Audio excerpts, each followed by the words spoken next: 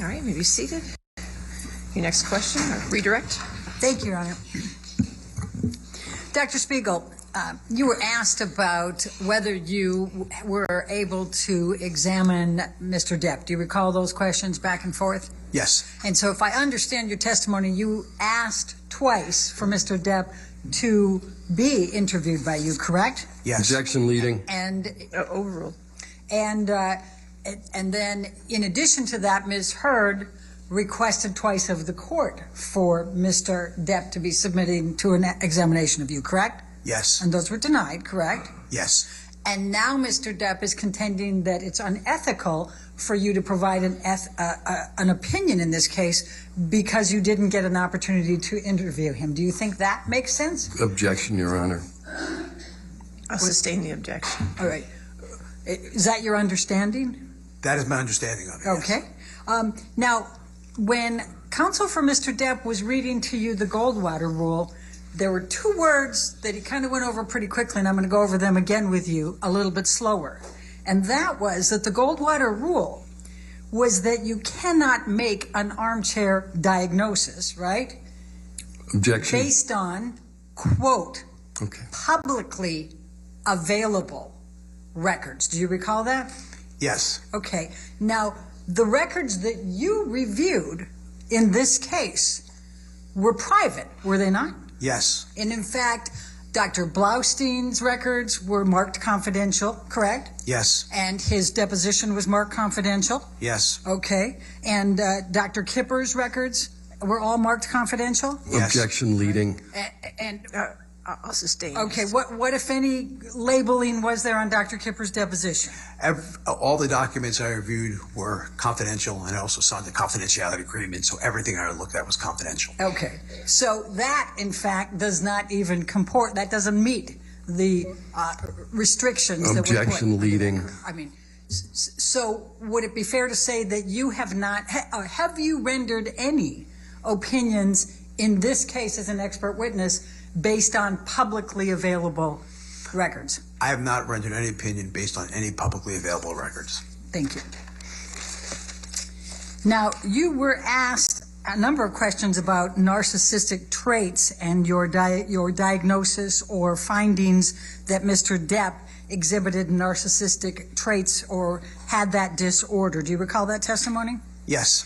All right. And the question was asked of you of the whether if you have 5 of 9 narcissistic traits. Do you remember that testimony? Yes. Okay.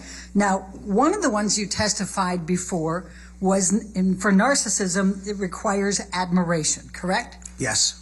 What, if any, record evidence was there that Mr. Depp requires admiration? The very people that surround him need to admire him, or they're no longer in his employment or his working circle. Okay. The second one that you discussed was sense of entitlement. Do you recall that testimony? Yes. All right. What record evidence is there that Mr. Depp exhibits behavior of needing a sense of entitlement? So, again, thinking that Ms. Heard was marrying him solely for his money and his influence, and that was the case, was, in my opinion, very entitled.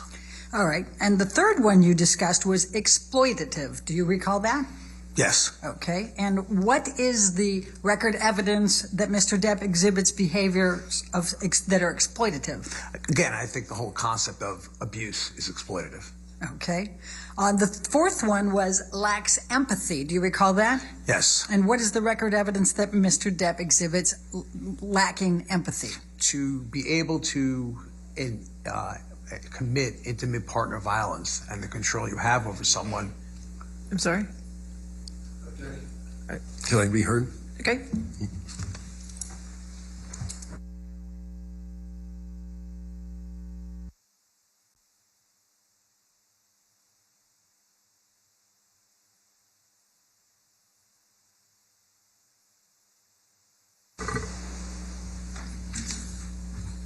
I'm just going to ask you to give the record evidence of Mr. Depp's lacking empathy that you know of. Yes.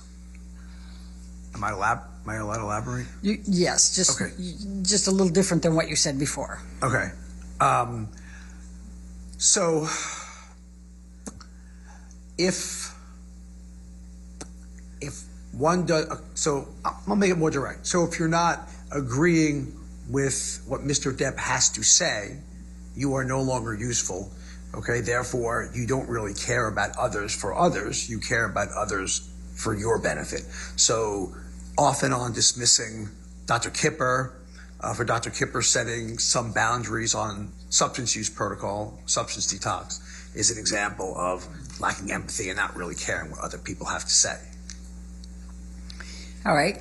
Another one of the characteristics that you cited was envious. Do you recall that testimony? Yes. What is the record evidence that Mr. Depp exhibits envy?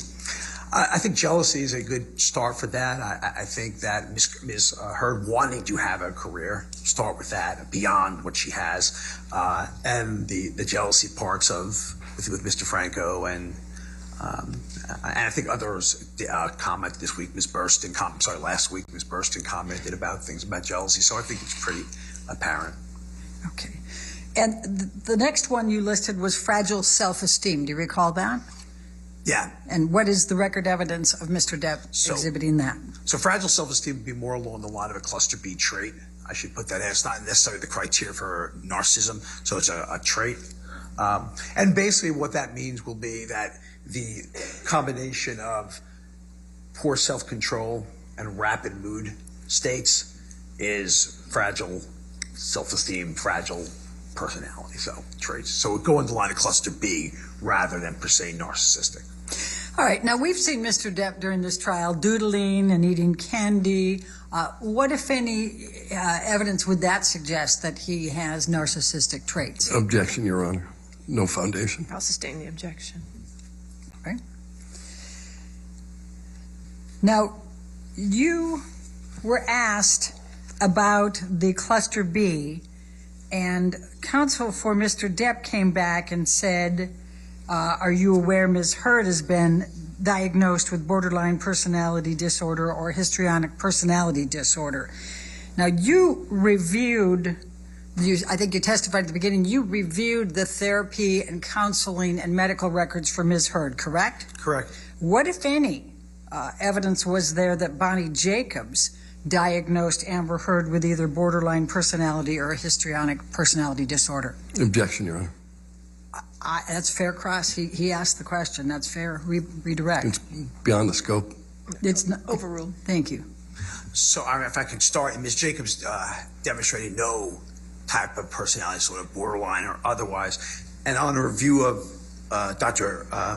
Currien's records. Objection beyond the scope of the question. I'll ask each of them separately. And you also reviewed the therapy records for Ms. Heard for Colonel Cowan, correct?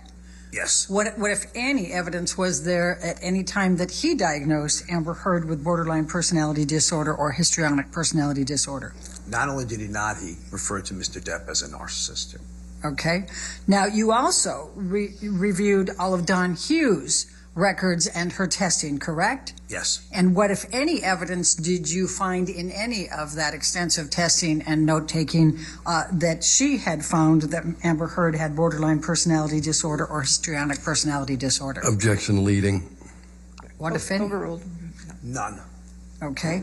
And you also reviewed Dr. Curry's notes and her testing, correct?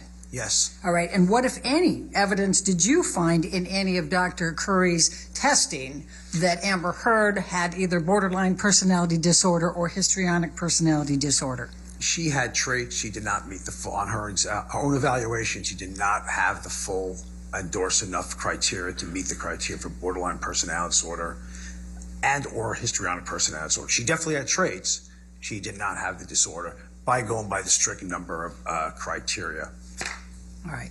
Now, you mentioned in response to Mr. Depp's counsel's questions, you started to talk about battered wife syndrome. What is your experience with battered wife syndrome sometimes being mistaken with borderline personality disorder or histrionic personality disorder? Objection compound and leading. Overruled.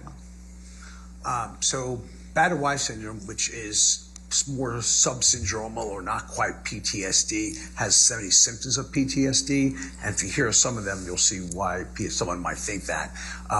They do have reliving experiences as if feeling as if the abuse is happening, even if it's not, upon reminders of abuse, such as getting ready to use something, getting ready to use a substance or something along that line. They do have hyperarousal. They do have hypervigilance, which is very easily mistaken for the emotional reactivity of borderline personality disorder. They do have avoidance symptoms, so they avoid emotions, activities, people, and if that can't be happening, they start becoming much more anxious, much more hyper-aroused. They have disturbances in relationships, which clearly can be an issue. Intimacy problems, again, which could also resemble borderline personality disorder. So those description and traits that were there, A, did not meet the full criteria for borderline, and B, could readily easily be explained by Bader-Weiss syndrome, a form of PTSD. Thank you. Now, you also indicated earlier that you reviewed the deposition of Amy Banks, correct? Yes. And what, if any, determinations did you make based on her deposition from her meetings with Mr. Depp and Ms. Heard? So Dr. Banks is a professor at Harvard, the leading institution in America for medical schools, who's an expert on intimate partner violence. She had a chance to meet them in relationship counseling. Objection, Your Honor, non-responsive. That's not non-responsive. I said, what, if anything, did she find? Sustained. All right. Tell the jury about Amy Banks, the significance of Amy Banks. So what Dr. Banks found was that she fully believed Ms. Heard's version of what was going on. Objection, hearsay. I reversed those. Let me do it again. Please tell the jury. Sustain the objection. Please tell the jury what about the qualifications of Dr. Amy Banks. This is the one who saw both Ms. Heard and Mr. Depp. Dr. Banks is a professor at, I don't know whether it's assistant associate professor at Harvard University Medical School, one, if not one of the two top medical schools in the world, who specialize in intimate partner violence. She is, above all people, who understand if someone is victim, perpetrator, because she does this, researches this for a living every day. And that's her qualifications. Can I say what she reported? Then I'm going to ask you, what, if anything, did Dr. Banks indicate relating to histrionic personality disorder or borderline personality disorder for Ms. Heard? Dr. Banks didn't mention anything about personality disorder at all. What she did mention was whom she felt gave a more accurate version of... Objection, Your Honor. What's the objection? That's a credibility testimony. I think he can testify to that. I'll sustain the objection. Next question. Okay. What, if anything, did Dr. Banks report, not saying what the ultimate conclusion was, what, if anything, did Dr. Banks say about what was reported to her by Ms. Heard and Mr. Depp and how they responded? So Ms. Heard discussed the, in trying to, again, as a victim, trying to save the relationship, discussed with Dr. Banks these accusations, these facts of intimate partner violence. Mr. Depp. Objection, hearsay. I think he's entitled to rely on hearsay, and he's not giving what ultimately was. He's entitled to it. That's my. You can rely on hearsay, but you just can't state the hearsay. So you can rely on it. All right. What, if anything, did Mr. Depp do in response? Mr. Depp said nothing. When Ms. Heard accused him of intimate partner violence, Mr. Depp said nothing. And what is the significance Objection, of that? hearsay. I'll sustain the objection. All right. And what is the significance of that? The significance of that is with... Objection, no foundation. Sustain. Okay. All right. We'll move on. You were asked about MDMA and what the impact could potentially be of taking 8 to 10 of these pills. Do you recall? Yes. Okay. And now I'm going to take you to Australia 2015. You've reviewed testimony over that, right, from Mr. Depp, Ms. Heard, Yes. and a number. Okay. Do you recall that Ms. Heard also said that she found dime bags of cocaine in drawers at the end of that 3 days? Yes. Okay. I'm going to ask you, Michelle, can you bring up 1828, it's already in evidence.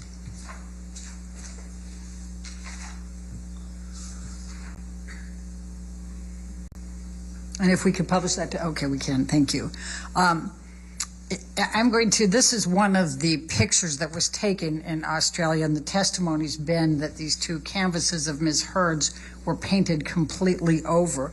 Is that something that could be the impact of having 8 to 10 tablets of MDMA and combining that with cocaine and alcohol? Objection, no foundation. Speculation. The foundation's already been laid, Your Honor. That's... No, sustain the objection. Next question. Okay. What, if anything, if you look at the painted canvases on this one, what, if any, evidence is that reflecting behaviors indicative of taking a lot of MDMA, cocaine, and alcohol? Objection, speculation, no foundation. It's the same question. Sustained. You testified earlier about property, destruction of property. Do you recall that? Yes. Okay. Could you tell the jury how that relates to the correlating factors of risk factors for IPV? Again, destruction of property is a form of psychological abuse, psychological mistreatment. And so destruction of property is used as intimidation and as means of control. Okay. Michelle, can you bring up 1829?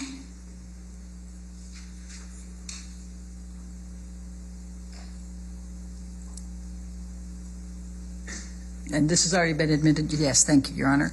And what, if any, evidence does this reflect as correlating behavior to risk factors of IPV? I would say that, one, that demonstrates a good deal of violence and psychological abuse.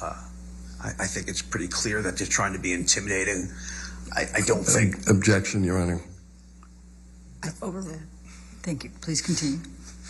It would be people who would misuse ecstasy without cocaine, are prone to agitation, suspicion, jealousy, violence. What we're seeing there would be very consistent with that presentation. Okay. Thank you. Michelle, can you now bring up 1830, I guess? And that's already been admitted into evidence as well. Your Honor, I'd ask that it be published. And what, if any, evidence does this correlate with behavior indicative of IPV perpetration? Again, this is intimidation, psychological abuse, where you're solely trying to emotionally... Objection, Your Honor. Can we be heard? Okay, if you want to.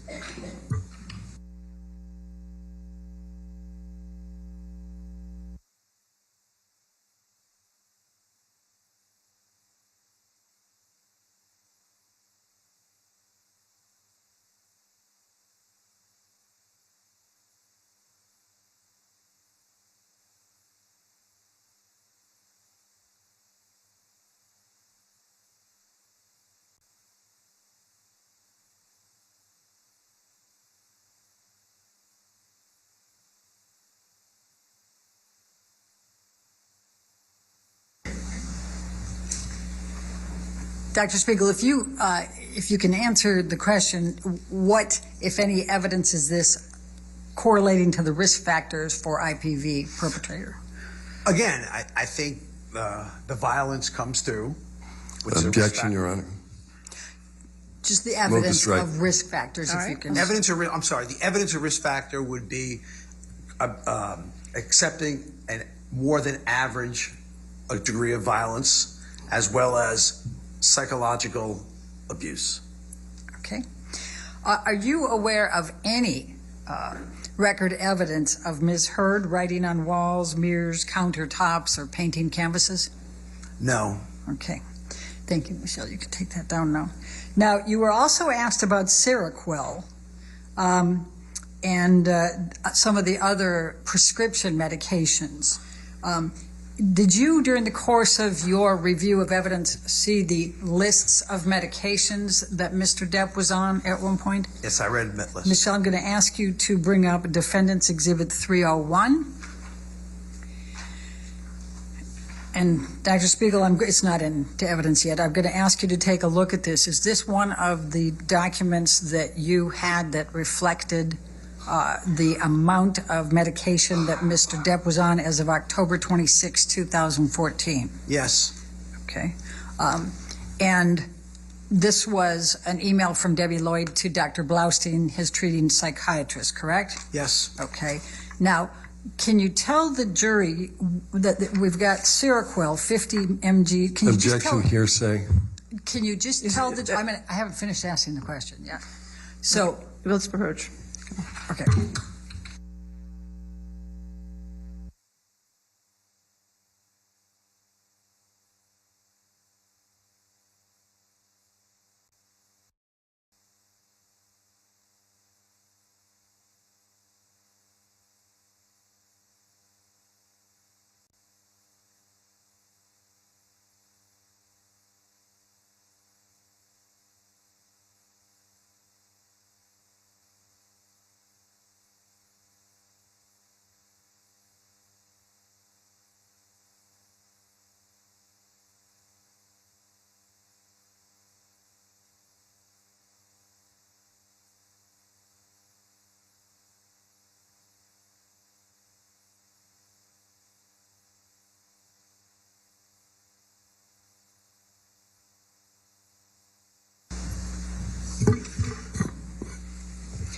Michelle, could you scroll up just so I can see all of them at the same time? Thank you. So, Dr. Siegel, if someone was taking 50 milligrams of Seroquel, 25 milligrams of Seroquel, and 50 milligrams of Seroquel and 50 all in one day, how would that impact them? So obviously this is not for sleep, because presuming you're not wanting to sleep in the morning, noon, and from 4 to 6, although you're sleeping at night. What I would say is he's using it for one purpose. As I say, with substance use disorder, they're using it to calm down. They're using it just as a down and to relax. And given that you're taking 45 milligrams of Adderall a day to stay awake, and that's more than the prescribed for adults and children for that matter, the combination makes very little sense at all to me. And if a person was taking 300 milligrams of Neurontin, I'm going to pronounce that wrong again, 4 times a day and 600 later in the day, how would that impact? Again, you're looking at medications that are there solely for a substance use disorder patient to get them up and to calm them down. That's all this regimen is about. Gabapentin doesn't have a psychiatric indication other than, actually doesn't have a psychiatric indication, although it does calm you down. And it, as I may have intimated before, similar to Adderall, gabapentin is also abusable. Similar to quetiapine, Seroquel is also abusable. So you're getting these kind of unusually calming effects from these medicines, while at the same time getting what's called a super therapeutic dose or an excessive amount of Adderall. And for the record book, adults are only indicated with Adderall for the extended release, not the immediate release preparation. And why that's relevant is the immediate release preparation is more abusable. You get more high quicker. The extended release goes out throughout the day. The immediate release gets you up right away and then down. Now, in ADHD, this medicine is very effective. But from what this is being used for, clearly based on the combination, no. All right. Do addicts lie? Yes. All right. Now, you were asked about Mr. Depp passing out. Do you recall reading testimony of Mr. Depp passing out in the bathroom in his vomit? Yes. Okay. Does that help refresh your recollection of what you recall? I mean, for the record book, I don't think that falling asleep with ice cream on you is a Objection beyond the scope of the question. Overruled. Keep going. I don't think taking Seroquel at night and falling asleep with ice cream on you is not what Seroquel is indicated for. It's not meant to put you out in a state where you don't even be able to stay awake to put ice cream away. All right. Michelle, if you can pull up defendant's 1090. It's already into evidence. If we can publish that to the jury, Your Honor. Dr. Spiegel, does this look like, would this be evidence correlating with behaviors consistent with IPV perpetrator risk factors? This would be correlated a person who is completely knocked out, and it's usually only one way someone gets knocked out that badly, and that's with pharmacological assistance, whether it be legal or illegal. They make it to the bed. They don't sleep with their head on a game box in a furniture. That doesn't happen to people who sleep, no matter how tired you are. No matter how tired. I've been a resident in the past, and I was up for 40, 45 hours. Objection beyond the scope. It's just explained, Your Honor. Sustained. All right. Michelle, can you pull up 1095, please?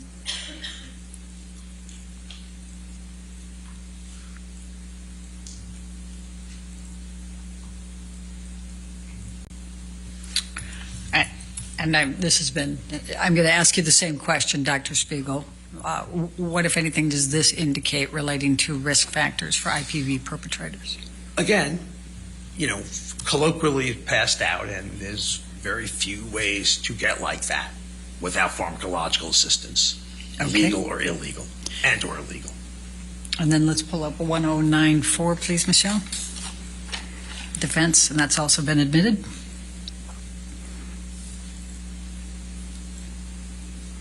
And now we have the ice cream picture. And what, if any, indication does this have? Probably could see how I could mistake that. Objection, speculation, no foundation.